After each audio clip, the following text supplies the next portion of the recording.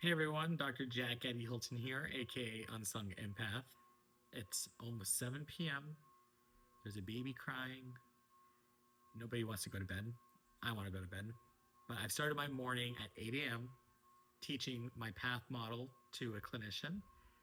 That clinician was able to complete this training, and so we have another path trained and informed clinician out in the world, bridging the gap between mental health and faith-based communities. But boy, am I tired. 8 a.m. training, psychotherapy session, psychotherapy session, psychotherapy session. My line of work, I'm not done at content making or therapy session or my path model trainings. I also am an adjunct professor, which I truly love, but had back to back office hours. Got another one ready to go. Super excited to meet my students for the semester as it kicks off with this one school. End of the month, I have another school that I kick off with again. But sometimes in some of the noise, quite literally noise, it's easy to just let exhaustion take over. But I got a pretty cool setup going on here, and I couldn't be any more blessed. I get to do what I feel called to do, and I get to also walk this journey with you all.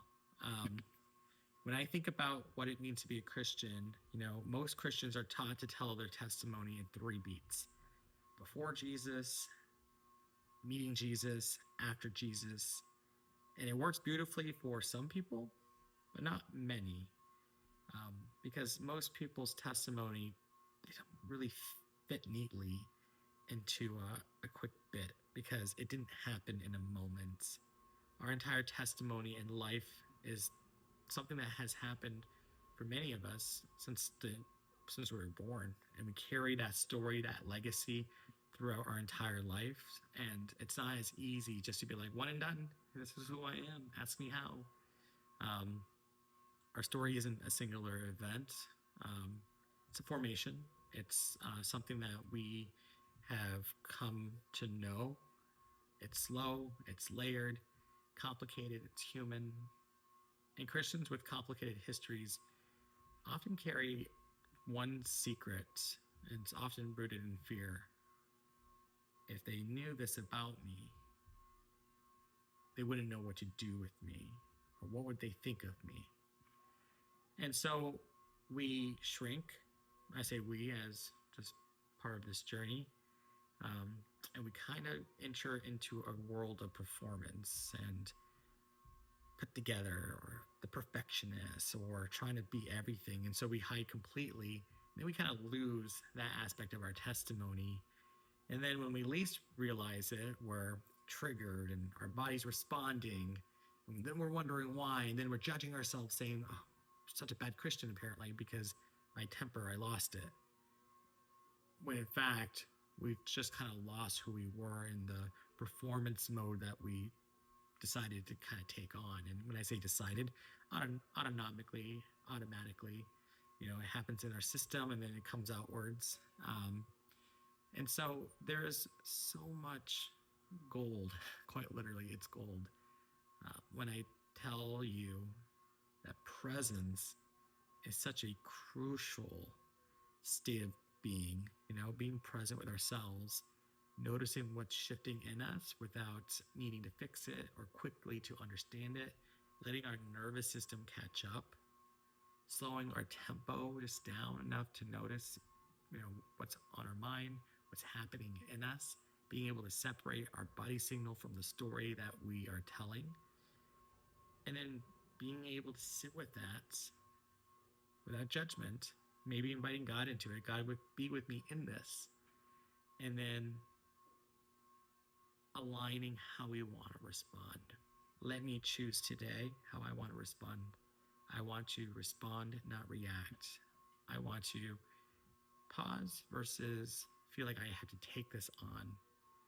And so when I think about the work that we do, not as just therapists and social workers, but even as parents, I think my wife, since I've been up here all day, has been the superstar parent covering all grounds downstairs. I think about just the importance of being present, not just in the way that we see as therapists, but with ourselves, present with ourselves. How checking in with yourself. What's going on here? Let me notice. Let me take a break.